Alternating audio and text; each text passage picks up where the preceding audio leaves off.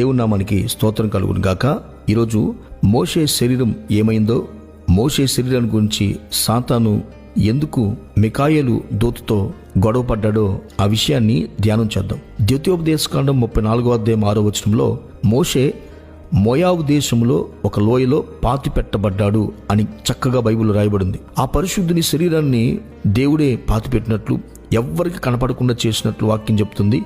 ఆ మోషే శరీరాన్ని దేవుడు మోయాబులో ఎందుకు పాతి పెట్టాడు అంటే, మోయాబు శాపాన్ని వెరక్కొట్టడానికి ఆ శరీరాన్ని ఆ భూమిలో బహుశా దేవుడు పాతిపెట్టి ఉండొచ్చు. మోయాబీలు ఎవరు?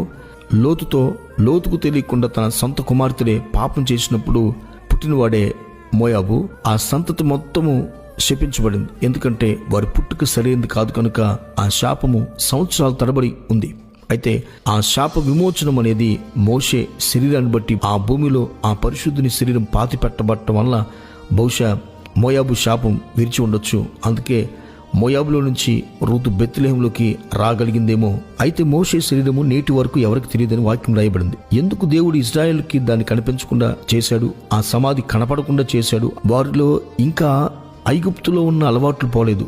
ఐగుప్తులో ఈ మమ్మీస్ అని, ఈ పిరమిడ్స్, ఇవన్నీ సమాధుల్ని ఆరాధన చేసే ఆ ఆచారము అక్కడ ఎక్కువగా ఉంటుంది. కనుక ఇప్పుడు మోషే సమాధి వాళ్ళకి కనపడితే మోషేని ఆరాధించే వాళ్ళు, పెద్ద గుడిగట్టే వాళ్ళేమో, పూజించే వాళ్ళేమో, కనానుకు కూడా వెళ్ళే వాళ్ళు కాదేమో. ఎందుకంటే దేవుని పరిధిలో కొన్ని ఉంటాయి, అవి మనకు అర్థం కాదు. కానీ దేవుడు మాత్రము ఈ ఉద్దేశంతోనే ఆ సమాధిని కనపడకుండా చేసి ఉంటాడేమో.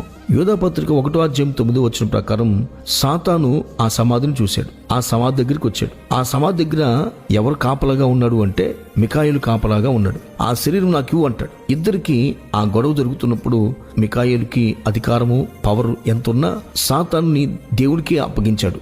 దేవుడే నీకు తీర్పు తీరుస్తాడని. అక్కడ దేవుని మహిమను సైతము భయపడకుండా దూషిస్తున్న వారికి బుద్ధి చెప్తూ మికాయేలు సైతమే మోషే శరీరాన్ని బట్టి ఇదిగో దూషించకుండా దేవునికి భయపడి దేవుడే నీకు తీర్పు తీరుస్తాడులే అని సాతాను గారిని మికాయేలు దూత పంపించేశాడు.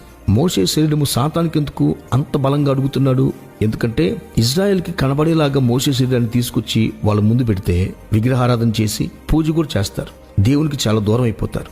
మోషే శరీరాన్ని బట్టి ఇజ్రాయెల్ అందరినీ పాపం చేయించడానికి ఆ శరీరం నాకు కావాలని సాతాను అడిగాడు. మోషే ఎన్నో కార్యాలు చేశాడు. మోషే లాంటి ప్రవక్త ఎవరు లేరు.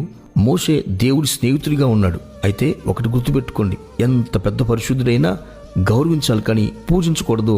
పూజకు అర్హుడు దేవుడు మాత్రమే.